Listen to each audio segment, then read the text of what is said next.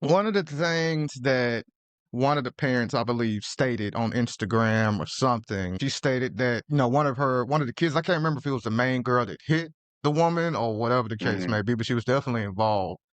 She stated that her daughter was an AB student, captain of the Mm-hmm. cheerleading team, ahead of her class, and a lot of other good things, Yeah, I right? think it was the main one that hit the first one to hit her because I remember Hmm. reading that myself. Yeah, yeah. And what I'll say about that is, regardless of that, and this is something that we should really try to instill in the youth, regardless of how Mm-hmm. talented you are, of how skilled you are, you can only get so far if you don't know how to treat people with respect, Right, right? right. That's what I really want people to understand. I don't care how talented you are, you can be the best athlete.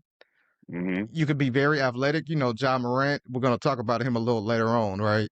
Yeah. But I don't care how great you are in your respective field or how great your grades are.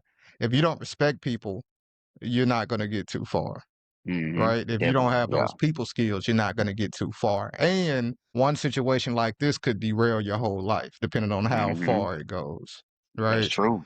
Um, Just starting from the beginning, by them being from Chicago, people who's not from Chicago can already paint them as a thug with the media image people have about Chicago right now and the high crime mhm. rate, so on and so forth.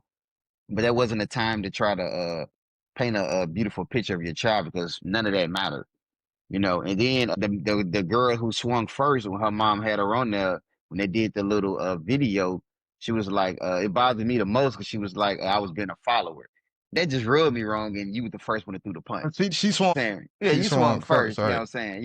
And then I didn't. It didn't seem sincere. It was a child, so I can't say how much emotion she should have shown or should have not shown.